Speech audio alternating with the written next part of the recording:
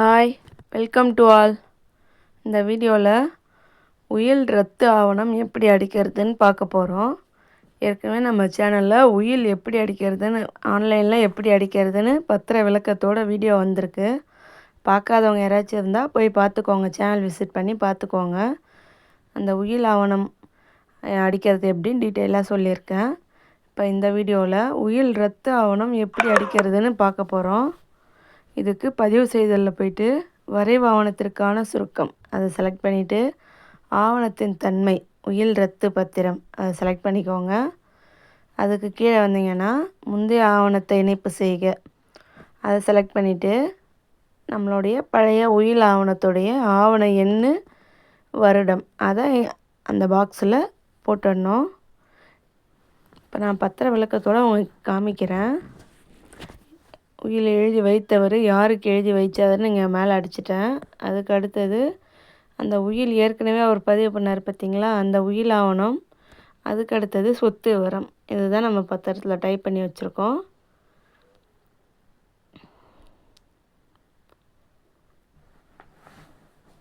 இப்போ இதெல்லாம் பிஆர் பார்த்திங்கன்னா 45/2025 3 புத்தகம். உயில் ஆவணம் எப்போவுமே 3 புத்தகத்தில் தான் பதிவு செய்வாங்க. அதனால் நம்ம புத்தகம் இதுவரையிலும் நம்ம கிரையம் செட்டில்மெண்ட்லாம் அடிக்கும்போது அங்கே புத்தகம் 1ன்னு தான் இருக்கும். இந்த உயில் ஆவணம் மட்டும் நம்ம புத்தகம் 3ஆக மாற்றிக்கணும். அது எப்படி மாற்றுறதுன்னு வாங்க காமிக்கிறேன். அலுவலகம் செலக்ட் பண்ணிவிட்டேன். அதுக்கு அடுத்தது புத்தகம் எண் இருக்குது பார்த்திங்களா, அதை 1ன்னு இருந்ததை நான் 3ன்னு மாற்றிக்கிறேன். ஏன்னா உயில் ஆவணம் புத்தகம் 3ல் தான் இருக்கும். ஆவண எண் வருடம் போட்டுட்டு தேடுக கொடுத்துட்றேன். உயில் ஆவணம்னு இங்கே வந்துடுச்சு. ஆவண வகைப்பாடில் பார்த்தீங்கன்னா உயில் ஆவணம்னு வந்துடுச்சு. இப்போது அதை செலக்ட் பண்ணி அசல் ஆவணம் டிக் கொடுத்துட்டு சேர்க்க செலக்ட் பண்ணிடுறேன். இப்போ அந்த உயில் ஆவணம் யார் எழுதி வச்சது, யாருக்கு எழுதி வச்சாங்கன்னு எல்லாமே வந்துடுச்சு. இதை செக் பண்ணிக்கோங்க. அதுக்கு அடுத்தது தொடர்ந்து செயல்படுத்தவும் அதை கொடுத்துட்றேன். இப்போ யார் பேரில் இருக்குது, சையத் உஸ்மான்.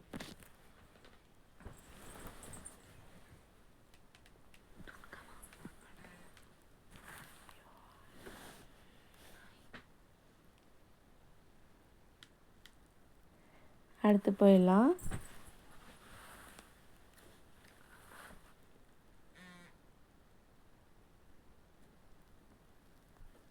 எழுதி வைப்பவர்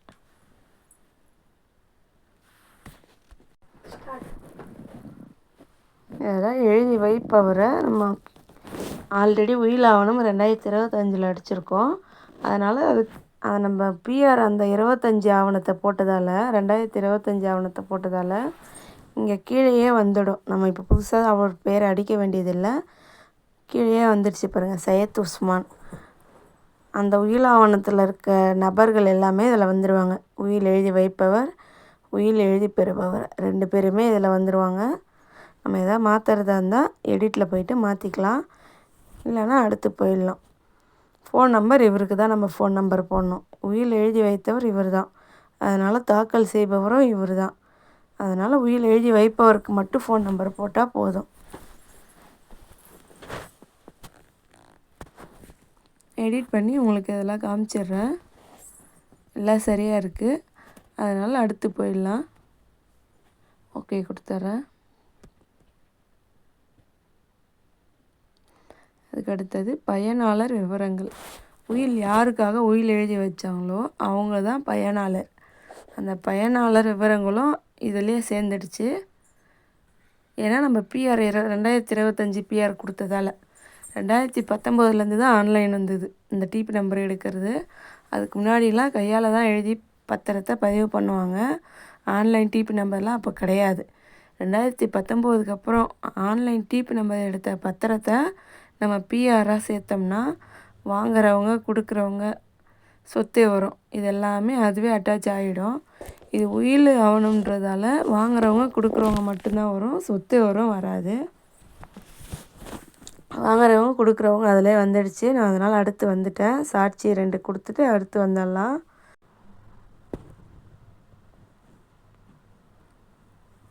எல்லாத்தையும் செக் பண்ணிவிட்டு அடுத்து வந்துடுறேன்.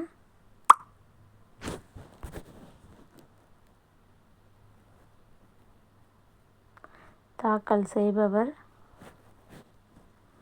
சையத் உஸ்மான் தான்.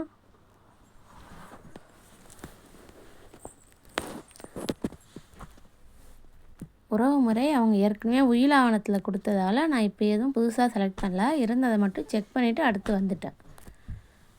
அவங்க ஏற்கனவே மனைவி மகனுக்கு உயில் எழுதி வச்சுருக்காங்க. அந்த உறவுமுறை தான் இப்போ காமிச்சது. இப்போது சொத்து வரும். இதில் உயில் ஆவணத்தில் எதுவும் இல்லை, அதனால் நம்ம புதுசாக சேர்க்குறோம். விவசாய நிலம் கொடுத்துட்டு சேர்க்க கொடுத்துட்றேன்.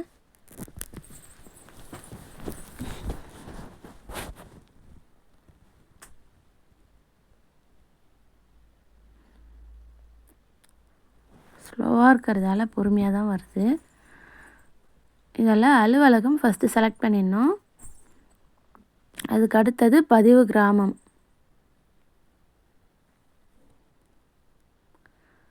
அலுவலகம் செலக்ட் பண்ணுறேன், ஆனால் செலக்ட் ஆகலை. அடுத்தும் போக மாட்டுது.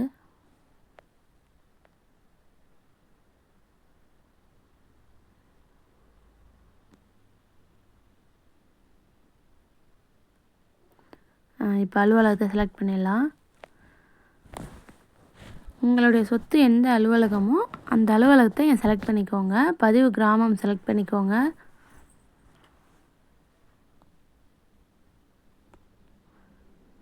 அதுக்கு அடுத்து வந்துடுறேன்.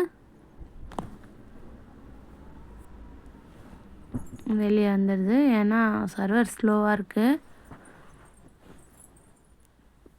ஸ்டாப் பண்ணிவிட்டு நான் உள்ளே போயிட்டு மறுபடியும் ஆன் பண்ணுறேன்.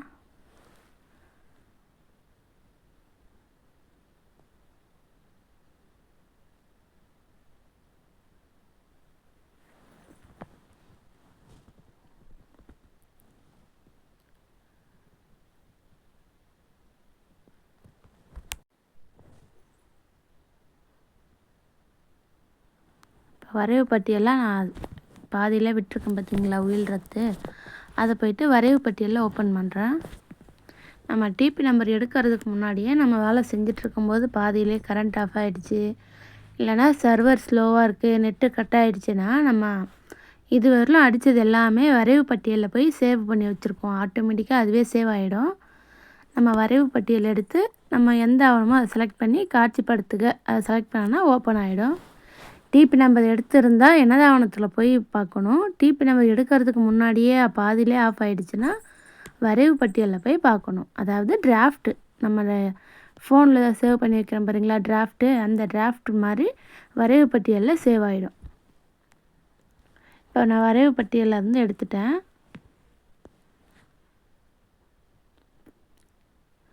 அடுத்து போகவே மாட்டுது, ஏன்னா சர்வர் ரொம்ப ஸ்லோவாக இருக்குது.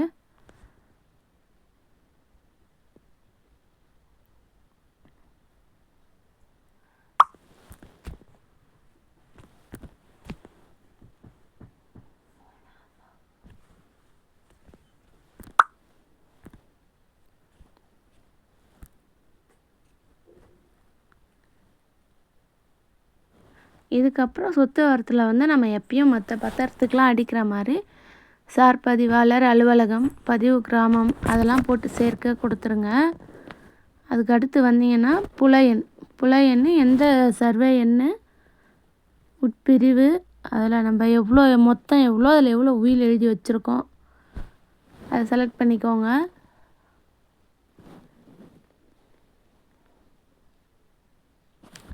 இது அடுத்து போகவே மாட்டுது, ஸ்லோவாக இருக்கிறதால என்னால் அதை காமிக்க முடியல.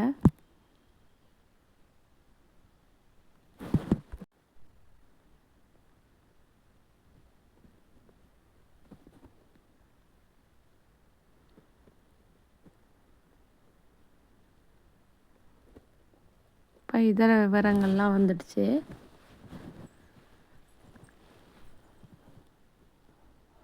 மறுபடியும் வெளியே வந்துடுது. நான் இப்போ ஸ்டாப் பண்ணிவிட்டு மறுபடியும் உள்ளே போயிடுறேன்.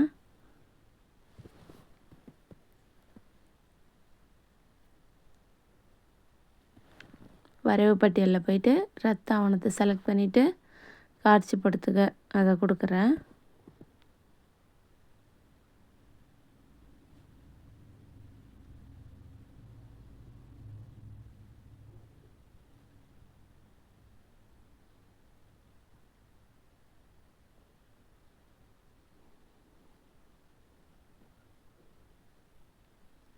ஃபஸ்ட்லேருந்தே வருது. இப்போ வந்து நான் லாஸ்ட்டுக்கு வந்துடுறேன். அடிக்கடி வெளியே வந்துடுது.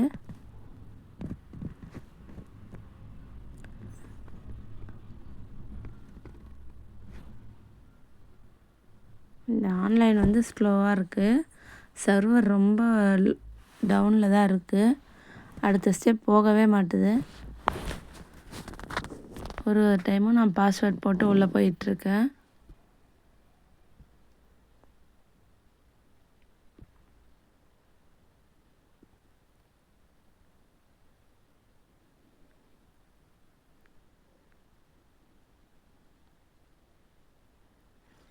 மறுபடியும் வெளியே வந்துகிட்டே தான் இருக்குது.